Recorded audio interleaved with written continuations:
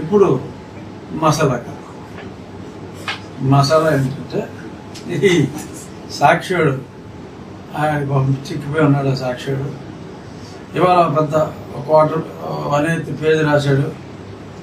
తప్పుడు వాంగ్మూలం ఇవ్వాల్సిందే.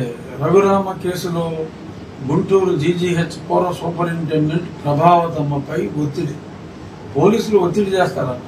పోలీసులే కాదండి, ముఖ్య నేత ఒత్తిడితో తాము చెప్పినట్టు చేయాలంటున్న పోలీసులు. అప్పట్లో రఘురామను పరీక్షించిన ప్రభావతమ్మ. అసలు ఏంటిరా అసలు ఏం మాట్లాడుతున్నావు నువ్వు? అంటే ఎవరు చెప్పాడు ముఖ్య నేత ఒత్తిడి చేస్తున్నాడని? పోలీసులు అంటే ఆ పోలీసులు వైసీపీ పోలీసులా? వాళ్ళు చెప్పారా? ప్రభావత్ చెప్పిందా?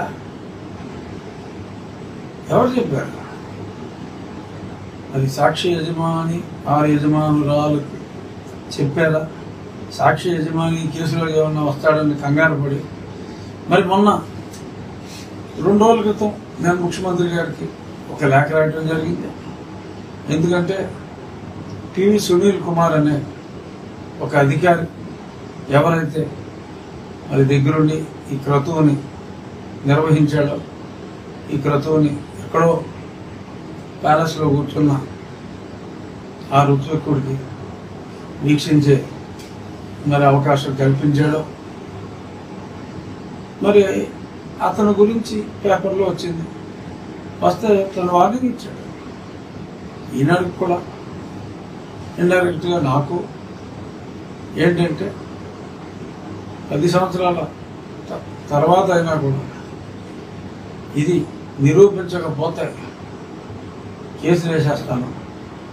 ఇంత కేసులు వేసే అవసరం కాదమ్మా. పివి సునీల్ కుమార్ నాకు పెద్ద ట్వీట్లు మీకులాగా భయంకరంగా పెట్టేసి అలవాటు లేదు.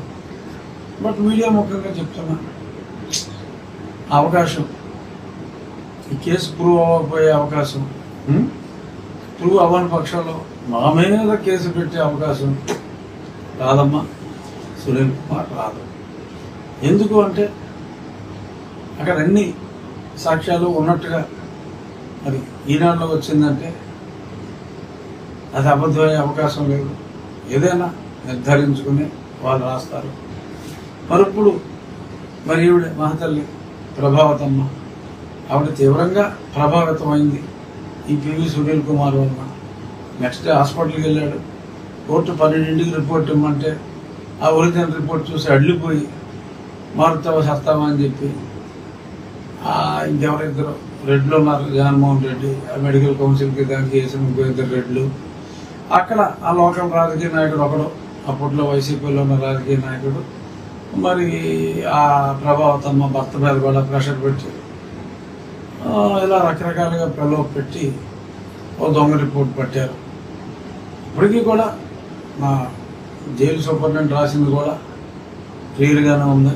నాకు పెయిన్ కిల్లర్స్ ఇచ్చాడు. ఎందుకంటే ఉట్టి ఎడిమా అయితే ఉట్టి ఎడిమాకి పెయిన్ ఉండదమ్మా. సో పెయిన్ కిల్లర్లు కూడా మరి అతను నాకు ఇచ్చాడు. ఆ రిపోర్ట్లో ఇది కూడా రాసుకున్నాడు. అన్ని రిపోర్ట్లు ఉన్నాయి, అక్కడ ఒరిజినల్ రిపోర్ట్లు ఉన్నాయి. డాక్టర్లు చెప్పారు. ఆ డాక్టర్లు బెదిరిస్తున్నాడు పివి సునీల్ కుమార్. ఏంటంటే ఇదిగో ఒకసారి ఇలా చెప్పాక మళ్ళీ మీరు ఇంకోలాగంటే సర్టిఫికేట్లు పోతారు అని చెప్పి ఆగిపోవాలి. అసలు ఏ పోలీసు ఎటువంటి స్టేట్మెంట్ ఇవ్వలేదు అన్నాడు. అసలు ఇతనికి ఎలా తెలుసు ఏ పోలీసు ఎటువంటి స్టేట్మెంట్ ఇవ్వలేదు? అంటే ఇంకా పోలీసులతోటి రెగ్యులర్గా టచ్లో ఉన్నాడు. అసలు ఇతనే విజయపాలను దాచాడని కూడా అంటున్నారు. ఎక్కడ దాచాడు? సో పోలీసులను బెదిరించడం, ఆ పోలీసులు చెప్పలేదంటాం. మరి గూగుల్ టేక్అవుట్లు ఇవన్నీ 6 నెలలు ఉంటాయమ్మా. 6 నెలలు దాటితే ఉండమంటున్నాడు. ఎవడు చెప్పాడు? ఐపీఎస్ ఎలా పాస్ అయ్యాడో కూడా నాకు తెలియదు. వివేకానంద రెడ్డి గారి కేసులో దొరికేలా ఎన్నాళ్ళైంది? వివేకానంద గారి కేసు అయ్యి బ్రో ఎలక్షన్ టైంలో ఏదో బెనిఫిట్ కోసం మరి ఎవరు చెప్పారో అందరికీ తెలుసు ఆయన్ని. మరి అది ఎన్నాళ్ళకి 3 ఏళ్ళ తర్వాత దొరికినాయి ఆ గూగుల్ టేక్అవుట్లు. మరి ఎందుకు దొరకవు? 6 నెలల తర్వాత దొరకమంటే వివేకానంద రెడ్డి కేసులో ఆ దొరికినాయి అన్నీ ఏదో ఇన్ఫర్మేషన్ కాదని చెప్తున్నాడు సునీల్ కుమార్ గారు. ఎందుకు మాట్లాడుతున్నాడు? అతను ఏమన్నా ఏమన్నా ఇలా బరి తగ్గించి మాట్లాడితే మరి ప్రభుత్వం ఎందుకు చూస్తూ ఊరుకుంటుందో నాకు తెలియదు. He shall be arrested immediately. ఈ రకంగా భయపెడుతూ గతంలోనే సునీల్ కుమార్ ఇచ్చిన స్టేట్మెంట్ని ఎప్పుడో 7-8 నెలల క్రితం ఇచ్చాడు అతను. ఇవాళ ఈ పేపర్లో రాశారు. ఏం చెప్పాడంటే అప్పుడు మా ప్రభావతి బ్రహ్మాండమైన రిపోర్ట్ ఇచ్చింది, అసలు బ్రహ్మాండంగా ఉన్నాడు రాజుగారిని ఇచ్చింది. మరి జైల్లో పెట్టిన తర్వాత జైల్లో అయినా రాజుగారు కొట్టేసుకుని ఉండాలి. మరి జైలుకి వెళ్ళినప్పుడే మరి క్లియర్గా అందరూ చూశారు కదా. జైలుకి వెళ్ళక ముందే మరి ముందు రోజు నేను నీ పోలీసుడు దిలీప్ కుమార్ ఎయిడ్స్ వచ్చి చచ్చిన దిలీప్ కుమార్ నన్ను మ్యాజిస్ట్రేట్ దగ్గరికి తీసుకెళ్ళినప్పుడే మరి నా కాళ్ళ ఫోటోలన్నీ అందరూ తీయటం జరిగింది కదా. ఆ మ్యాజిస్ట్రేట్ గారు చూసే కదా 2 హాస్పిటల్కి పంపాలని చెప్పింది. ఏ ఇబ్బంది లేకపోతే 2 హాస్పిటల్స్కి పంపాలని చెప్పి ఆ మ్యాజిస్ట్రేట్ గారు ఎందుకంటారు? అది చూసే కదా మ్యాజిస్ట్రేట్ చెప్పింది. మరి ఏమి ఆ ప్రభావతమ్మ కనపడలేదా? గైనకాలజిస్ట్ ప్రభావతమ్మకి. Prabhavatamma is gynaecologist. నేను మగోడిని, నాకు కడుపు వచ్చిందో లేదో చూద్దా ఆవిడ? కడుపు వద్దా నాకు? ఆర్థోపెడిషియన్ ఇక వేరే వాళ్ళని సంబంధించిన వాళ్ళని చూడమన్నారు తప్ప కోర్టు గైనకాలజిస్ట్ని చూడమల్లా నా గర్భం గురించి. Just she's happens to be superintendent. So ఆ రిపోర్టు ఇలా వస్తే నువ్వు వెళ్ళో మ్యానిపులేట్ చేసుకున్నావు. ఇంకోటి ఏం రాశాడు అప్పుడు సునీల్ మాట్లాడింది, ఈ సాక్షుడు లేదా జైల్లో కాకుండా మరి మిలిటరీ హాస్పిటల్కి వెళ్ళినప్పుడు ప్రభుత్వ వాహనంలో వెళ్ళాలి, ప్రభుత్వ వాహనంలో వెళ్లకుండా ఆయన సొంత వాహనంలో వెళ్ళాడు, ఆ కారులో కొట్టేసుకుని ఉండొచ్చు కదా అని కూడా ఒక తొక్కడ ఆర్గ్యుమెంట్ తీసుకొచ్చాడు. ఈ మూర్ఖులకి సొంఠాలకి తెలియదు ఏంటంటే నేను అక్కడి నుంచి అసలు నన్ను ప్రభుత్వ వాహనంలో పోలీసు వాహనంలో వెళ్ళమని అసలు చెప్పలా కోర్టు. ఈ ఎదవలు నన్ను చంపుతారు, ఈ పోరంబోకి ఎదవలు నన్ను చంపుతారని చెప్పి కోర్టు పసిగట్టినట్టుగా ఉంది. విత్ మై ఓన్ సెక్యూరిటీ వెళ్ళాలి అని చెప్పి కూడా చెప్పడం జరిగింది. అయినప్పటికీ కూడా రాష్ట్ర ప్రభుత్వ పోలీస్ ఏఆర్ ఎస్ఐ గారిని నేను ఆ వెహికల్లో తీసుకుని వెళ్ళడం జరిగింది. లేదంటే ఆ వెహికల్కి యాక్సిడెంట్ చేసి లేపేసేవాడు జగన్మోహన్ రెడ్డి. అమ్మిరెడ్డి అని ఒక పనికొనలో ఉన్నాడు అప్పుడు. స్లోగా వెళ్ళండి మాకారద్దు. అదొక తుఫాన్ అని చెప్పి పేరు. ఆ తుఫాను ఒక 60 కిలోమీటర్ల కన్నా వెళ్ళిసేవదు. ఆ తుఫాన్లో పడుకోబెట్టి అసలు ముందే రాత్రి 11:40కో 11:50కో వదలమన్నాడు జగన్మోహన్ రెడ్డి. ఈలోపు దారిలో చూసుకోవచ్చు అన్నట్టు. బట్ కోర్టు ఇమీడియట్గా హాస్పిటల్కి తరలించమని చెప్పినందువల్ల అక్కడ ఈ పిచ్చి గేమ్స్ ప్లే చేయటం కుదరలా. సో వీళ్ళు ఎన్ని ట్రిక్కులు వేసినా అన్ని ఎవిడెన్స్లు అడ్డంగా వాళ్ళు దొరికారు. చంపాలని చూసింది పచ్చి నిజం, చితక్కొట్టింది పచ్చి నిజం, చూపెట్టింది పచ్చి నిజం, చూసినోడు పచ్చి నిజం. అన్నీ నిజాలే. కానీ దాన్ని కవర్ చేసుకుంటానికి అప్పుడు సునీల్ కుమార్ చెప్పిందని ఈ పేపర్లో ఈ రకంగా ఈ సాక్షి వెధవ ఇలాగా మరి రాయటం ఏమున్నా సరే ఆ సాక్షిలో తప్పుడు వాంగ్మూలం ఇవ్వాల్సిందే. అంటే 164 స్టేట్మెంట్ ఇవ్వాలని పట్టుబడుతున్నారు. అంటే బహుశా she must have given 161 statement. అది కంగారు ఇప్పుడు తోడు ఊడిపోద్ది. ఆ చూసినోడికి చూపెట్టినోడికి బ్యాండ్ బజే భారత్. అందుకని చెప్పి ఈలో ముందే పేపర్లో ఏమవుతుంది నువ్వు రాసుకుంటే తప్ప ఏమవుతుంది. డెఫినెట్గా 164 స్టేట్మెంట్ ఇవ్వాలని అడిగారు అంటే బహుశా 161 నుండి ఉంటుంది. చాలు. 161 statement is more than adequate. Again I'm demanding ఈ రకంగా తప్పుడు రాతలో సాక్షి యాజమాన్యం ఇన్వాల్వ్ ఇందులో. అందుకని సాక్షుడు ఏదో రాసుకుంటాడు. రాయించింది ఎవడు దీని వెనకాల అంటే పోలీసులు అడుగుతున్నారని చెప్పి ఎవరు చెప్పాడు? దీని వెనక ముఖ్యనాథ వద్దురా. నేను మొత్తుకుంటున్నాను తొందరగా కేసు తేల్చండి రా బాబు. ముఖ్యనాథ ఒత్తిడే ఉంటే ఎప్పుడో 3 నెలల క్రితం వేసేసేవారు వీళ్ళందరినీ. ముఖ్యనాథ ఒత్తిడి ఉంటే 3 నెలల ముందు వేసేవారమ్మా. సునీల్ కుమార్ ఆయన ఏది జరిగినా ఒక పద్ధతి ప్రకారం జరగాలి, అంత నీట్గా సిస్టమ్ ప్రకారం వెళ్ళాలని టోటలీ నాన్ ఇంటర్ఫియరింగ్ టైప్ కాబట్టి ఎటువంటి కక్షపూరితంగా కూడా ఎప్పుడు వ్యవహరించిన వ్యక్తి కాబట్టి, ఆయన ఉత్తమ సంస్కారి కాబట్టి ఈ case let it take its own course అని చెప్పి ఆయన ఇందులో ఏమాత్రం ఇంటర్ఫియర్ అవ్వలేదు కాబట్టి ఇంత ఆలస్యం అయింది. అసలు ఆయన ఇన్వాల్వ్ అయ్యి ఉంటే ఈ సునీల్ కుమార్ని ఎప్పుడు అరెస్ట్ చేసేవారు. ఇన్వాల్వ్ అయ్యి ఉంటే అవలా దాన్ని లీనియన్స్గా తీసుకుని ఇది ఏదో ఇష్టం వచ్చినట్టు ఒక పేద చదువుతా.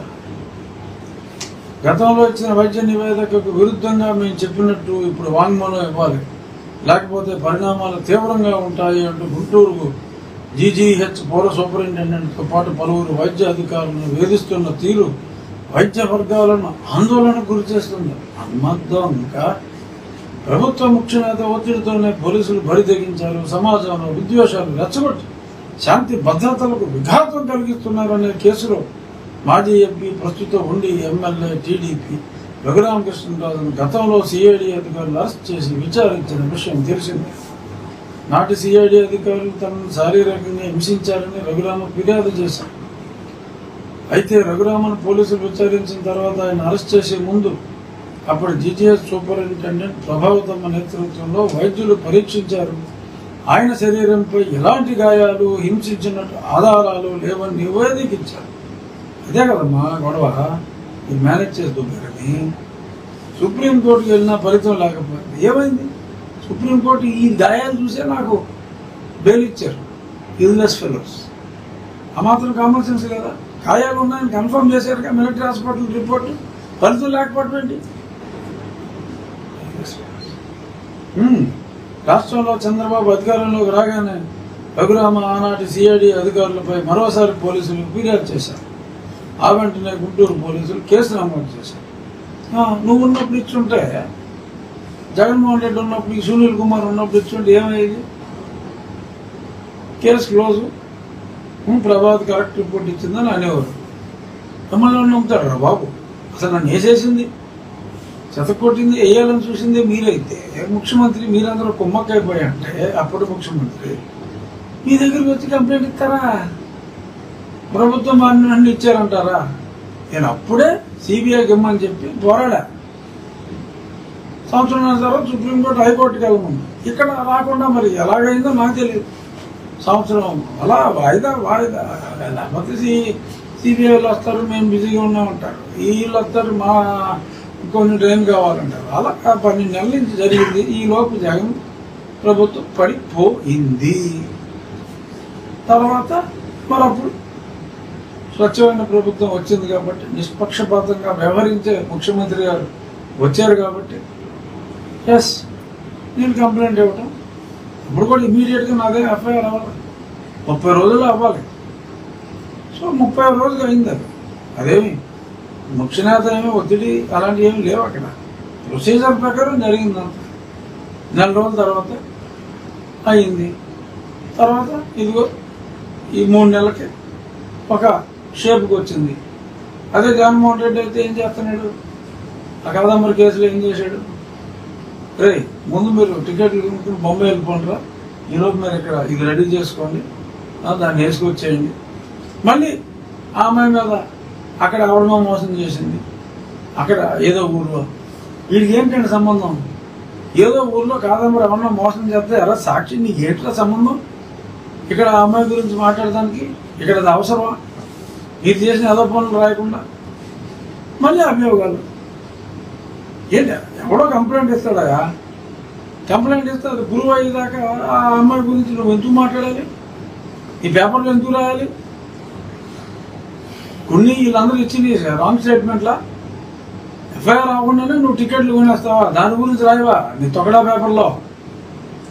వేసుకొచ్చేసి రకరకాలుగా అన్ని రకాలుగా వాళ్ళని వేధిస్తారా? అదేమి రాయరా? మళ్ళీ ఇంకెవడో పంజాబ్లో ఎవడో సింగు, అమిత్ సింగ్ ఎవడో సింగు కంప్లైంట్ ఇచ్చాడని ఆ పంజాబ్ న్యూస్ నీకు ఎవరు చెప్పాడు? ఆ పంజాబ్లో ఎవడో దిక్కుమాలినోడు కంప్లైంట్ ఇస్తాడు. ఆ ప్రూవ్ అయ్యేదాకా అది నేరస్తుడు అని చెప్పి అనడానికి లేదు. నువ్వు ఎలాగైనా వేస్తున్నావు? నేను ఇప్పుడు సునీల్ కుమార్ నిందితుడే అంటున్నా, నేరస్తుడు అనలేదా? ఇంకా మరి అంత చక్కగా మేము భాష ప్రయోగిస్తూ ఉంటే నోటు వచ్చేటి మాట్లాడేస్తారేంటి? ఇంకోటి ఇందాక చెప్పా, సునీల్ కుమార్ నీకు అవకాశం రాదమ్మా అని. ఒకటి కేసులో ప్రూవ్ అవుద్ది, 2 అతను case పెడతానికి అనర్హుడు. By virtue of his conduct, he has proven himself through enough videos that he is a Christian. చెప్తున్నాను, మళ్ళీ చెప్తున్నా, ఇందులో ఏం కాంట్రవర్సీ లేదు. 2023లో ఖమ్మంలో ఇలాగే జరిగితే క్రిస్టియన్ సర్టిఫికెట్, ఎస్సీ సర్టిఫికెట్ రద్దు చేసి వారికి పెనాల్టీ విధించడం జరిగింది ఖమ్మంలో. అలాగే మొన్న ఆగస్టులో కర్నూలులో ఇలాగే ఒక సంఘటన జరిగితే అది డీటెయిల్స్ ఉన్నాయి. ఒక ఫ్యామిలీ మరి వారిని కూడా 2-3 నెలల క్రితం వారి ఎస్సీ సర్టిఫికెట్ రద్దు చేయడం జరిగింది. ఎవరో నాయకులు ఎవరెవరో మాట్లాడేస్తున్నారు, క్రిస్టియన్ అయితే ఎస్సీ సర్టిఫికెట్ ఎందుకు రద్దు చేస్తారు? మరి రద్దు చేశారు, అడగండి. ఖమ్మంలో జరిగింది, నేను మొన్న సోషల్ మీడియాలో కూడా పెట్టాను, ఇంకో దగ్గర కూడా జరిగింది. రాజ్యాంగాన్ని ఫాలో అవ్వమంటున్నాను నేను, ఈ హక్కులు నేను ప్రశ్నించట్లా, రాజ్యాంగాన్ని ఫాలో అవ్వమన్నా. దానికోసం ఎవరో ఏదో ఊళ్ళు తిరిగి మీటింగ్లు పెడతారంటే ఓకే.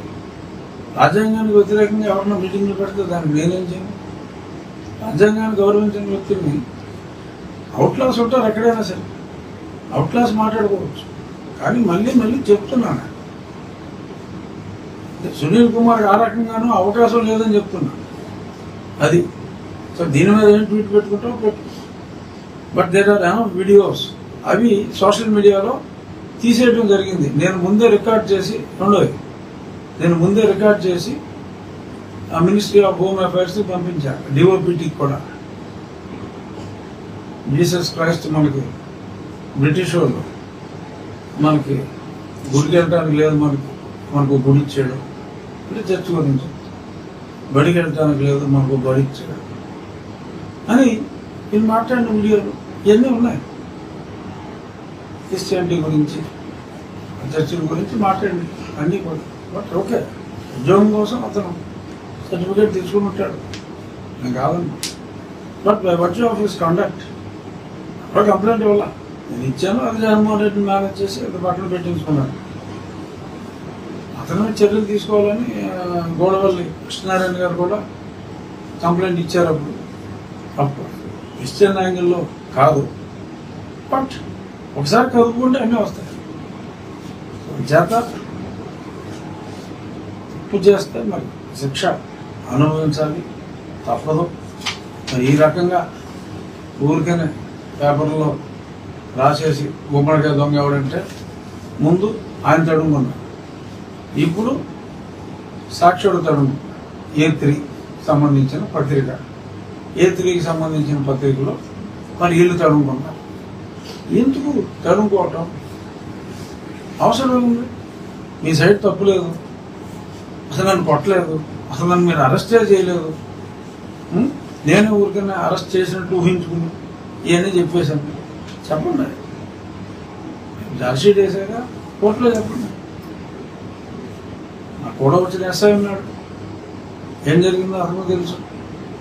సరే, మళ్ళీ అసలు నన్ను హాస్పిటల్ నుంచి బయటకు వచ్చేటప్పుడు ఎలా అరెస్ట్ చేయాలనుకున్నారు, 2 సార్లు నన్ను ఎలాగా లేపాలనుకున్నారు, అవన్నీ ఇంతకుముందు కూడా కొన్ని సందర్భాల్లో చెప్పా. I don't want to repeat.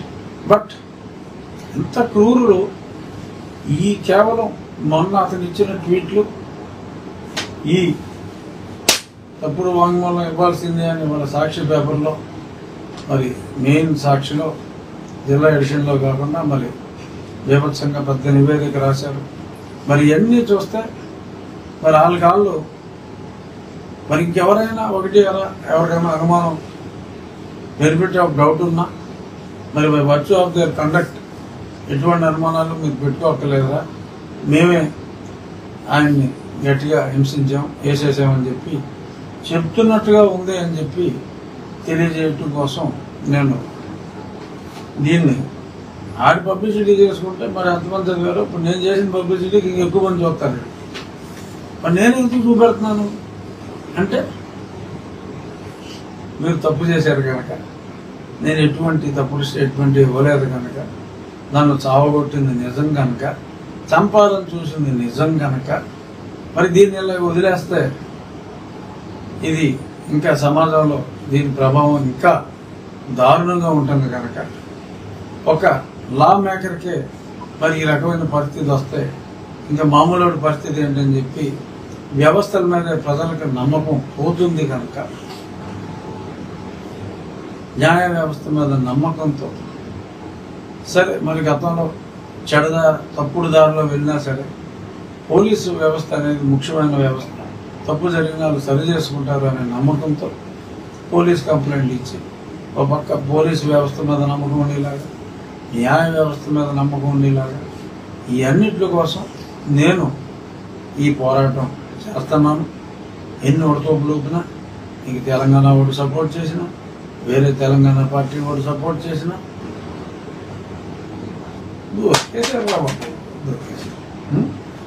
దొరికేశారు.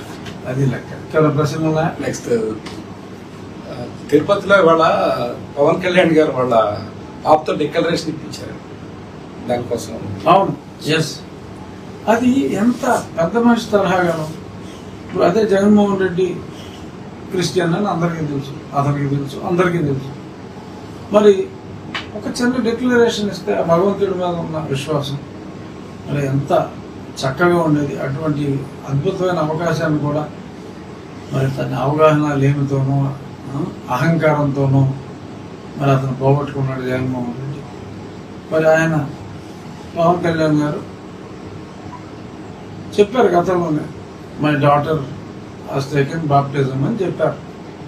దానికి అనుగుణంగానే మరి ఆయన హిందూ, ఆయన సనాతన ధర్మం పాటిస్తారు, వైఫ్ క్రిస్టియన్.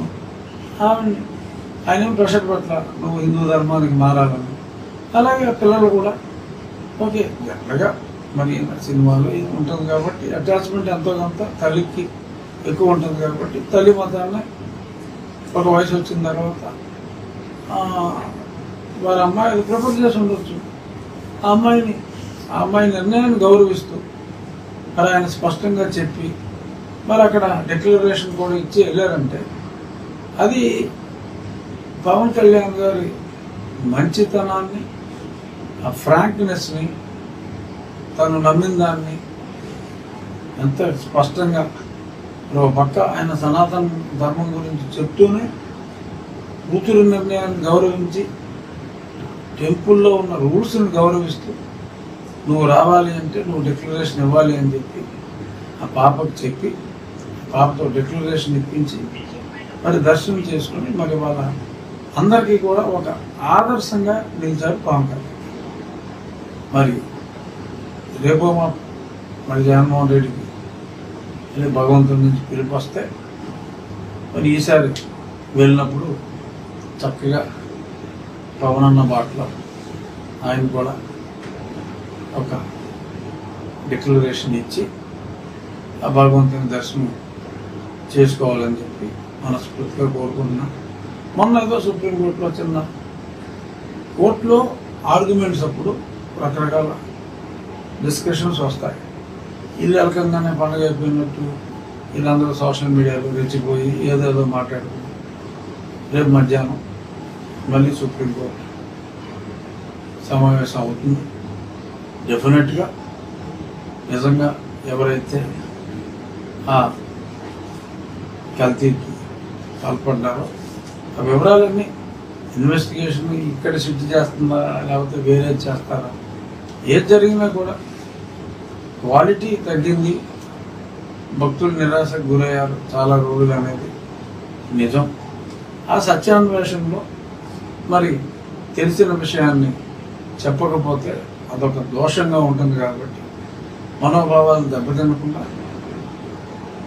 అన్నీ ఇప్పుడు సజావుగా ఉన్నాయి. గతంలో జరిగిన తప్పుల్ని జరగనివ్వకుండా చూస్తామని చెప్పి సంప్రోక్షణ చేసి ఒక చక్కని భగవత్ సంకల్పంతో ఎప్పుడూ కూడా ఎటువంటి తప్పు జరగకుండా అంటే జరిగింది అనేది ఆయన మాట్లాడారంటే అవగాహన లేకుండా మాట్లాడే వ్యక్తి కాదు చంద్రబాబు నాయుడు. సో చూద్దాం డెఫినెట్గా ఇక్కడి నుంచి ఏదైనా ఇక్కడి నుంచి లడ్డు అనేది ఏ ప్రసాదమైనా కూడా ఒక ఆ దేవాలయమే కాదు, అన్ని దేవాలయాలను కూడా ఒక చక్కటి సిస్టమ్స్ అన్నీ కూడా ప్రవేశపెట్టబడతాయి. తిరుమలలో ఉన్నాయి, ముందు నుంచి ఉన్నాయి, సిస్టమ్స్ ఉన్నాయి. ఆపరేషన్ అనేది ఎక్కడైనా ఉండొచ్చు. అలాగే మిగతా దేవాలయాల్లో కూడా తిరుమల అంత స్ట్రిక్ట్గా ఉండి, ఎందుకంటే మరి సనాతన ధర్మవాదుల్లో ఎక్కువ మంది ప్యూర్ వెజిటేరియన్స్ ఉంటారు కాబట్టి ఎవరి మనోభావాలు కూడా ఎక్కడ దెబ్బతింటానికి వీల్లేదు. అదే ఉద్దేశంలో పెద్దలు గౌరవనీయులు చంద్రబాబు నాయుడు గారు, పవన్ కళ్యాణ్ గారు అందరూ కూడా అదే ఉద్దేశంలో ఉన్నారు కాబట్టి నో డౌట్ రాజకీయ నాయకుడికి మతానికి సంబంధం లేదు. అంటే మన రాజ్యాంగం ప్రకారం రాజకీయాలకి మతానికి సంబంధం లేదు. కానీ రాజకీయాల్లో ఉన్నది కూడా ఏదో మతానికి సంబంధించిన వ్యక్తులే. అక్కడ ఒక వ్యక్తిగా ఎస్ రాజకీయాలకి దేవుడికి సంబంధం లేదు, కానీ వ్యక్తులకి దేవుడికి సంబంధం. చిన్న డిఫరెన్స్ అయితే అర్థం చేసుకోవటం కొంచెం కష్టం. రాజకీయాలకి దేవుడికి సంబంధం లేదు, కానీ వ్యక్తులకి భగవంతునికి సంబంధం ఉంది. కొందరు వెంకటేశ్వరుని సేవిస్తారు, కొందరు యేసుని సేవిస్తారు, కొందరు మహమ్మద్ ప్రాఫెట్ సేవిస్తారు. ఏ నమ్మకం తప్పని ఎవరో అనుకోండి, వారి దృష్టిలో వారి నమ్మకం కరెక్ట్. సో ఈ దేవాలయంలో ఎటువంటి దోషము జరగకూడదు అని చెప్పి ఒక వ్యక్తిగా కోరుకున్నవారు ఎంత ఉన్నత పదవిలో ఉన్నప్పటికీ కూడా ఢిల్లీకి రాజైనా తల్లికి బిడ్డలాగా ఎంత గొప్ప పదవిలో ఉన్నా కూడా వారు విశ్వసించే మతానికి సంబంధించిన దేవుడికి దాసులే. సో వారి దృష్టిలో జరిగిన దోషాన్ని నివృత్తి చేసుకోవటం డెఫినెట్గా తప్పు కాదు.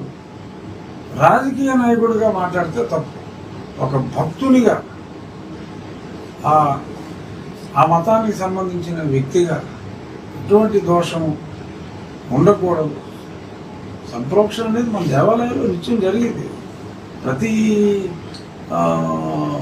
దీనికి ఏంటది మన గ్రహణానికి ఎందుకు చేస్తాం, సంప్రోక్షణ చేస్తారు కదా దేవాలయాల్లో. అలాగే ఆ సంప్రోక్షణ కార్యక్రమం చేయడంలో ఎటువంటి తప్పు లేదు. సో కాబట్టి ఎనియో న్యాయస్థానాన్ని ఎవరో తప్పుపడడానికి వీల్లేదు. న్యాయస్థానాన్ని ఎవరైనా గౌరవించాల్సిందే. సో రేపు డెఫినెట్గా వీళ్ళు సాక్షి వాళ్ళు సంకలు కొట్టుకోవాల్సిన అవసరం ఏమీ ఉండదు.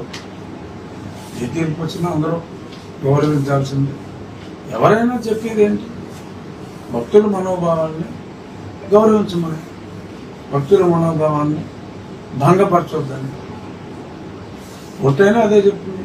మా పెద్దలు చంద్రబాబు నాయుడు గారైనా అదే చెప్తారు, భక్తుల మనోభావాలు దెబ్బతినకూడదు. మరి సంప్రోక్షణ చేశారా అని ఎవరైనా అడిగితే ఏం చెప్పాలి? సంప్రోక్షణ చేయాలి. సంప్రోక్షణ ఎందుకు చేసావని అడిగితే ఏం చెప్పాలి? ఎందుకు చేశారో చెప్పాలి.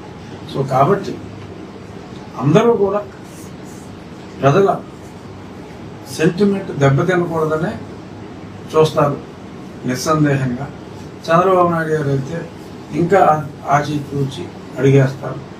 రాజకీయ లబ్ధి కోసం ఎప్పుడూ కూడా ఎటువంటి అవకాశం వచ్చినా ఏం మాత్రం కూడా అడ్వాంటేజ్ తీసుకునే ప్రయత్నం చేయని ఒక మహోన్నత వ్యక్తిత్వం ఉన్న వ్యక్తి చంద్రబాబు నాయుడు గారు అని చెప్పి ఈ సందర్భంగా మరొకసారి తెలియజేస్తాం.